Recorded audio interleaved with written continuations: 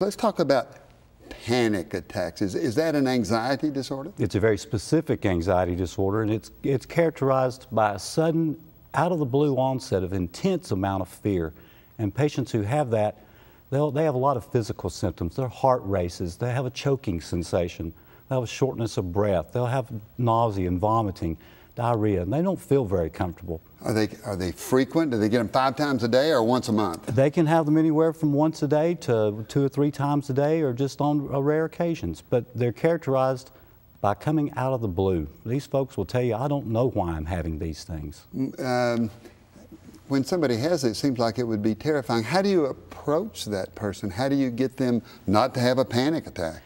Well, what typically happens is folks that have these, they show up in the emergency room.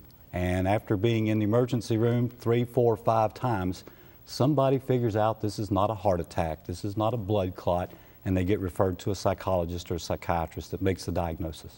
And when the diagnosis is made of a panic attack, how do you tell the patient that this is an anxiety disorder that you've got and there's things that we can do? How do you approach that patient? What I tell people is that this is not their imagination, that their rapid heart rate is real, their breathing is abnormal, that their upset stomach is a real physical symptom they're having, but it's not from a heart attack or a blood clot or something like that. So you give them some support, and then are there medications that help these people? Yeah, and I want to be very careful because we have a tendency in our society to think either medications or psychotherapy, and for almost all of the anxiety disorders, the best treatment's a combination of medication and talking therapy, psychotherapy.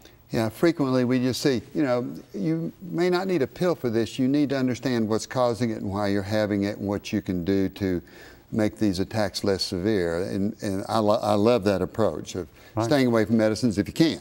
Right, and using them appropriately when you need them, but almost always a combination of the two works better than anything. Are we effective in treating panic disorders? I'd like to tell you we're very effective, but I'd be very misleading if I told you that. We can help folks, but I don't think we cure these illnesses yet. So it's not curing. That's probably because somewhere in the brain we don't know as much as we'd like to? We don't know exactly what the cause of these are, and obviously we don't know exactly how to stop them if you don't know the cause.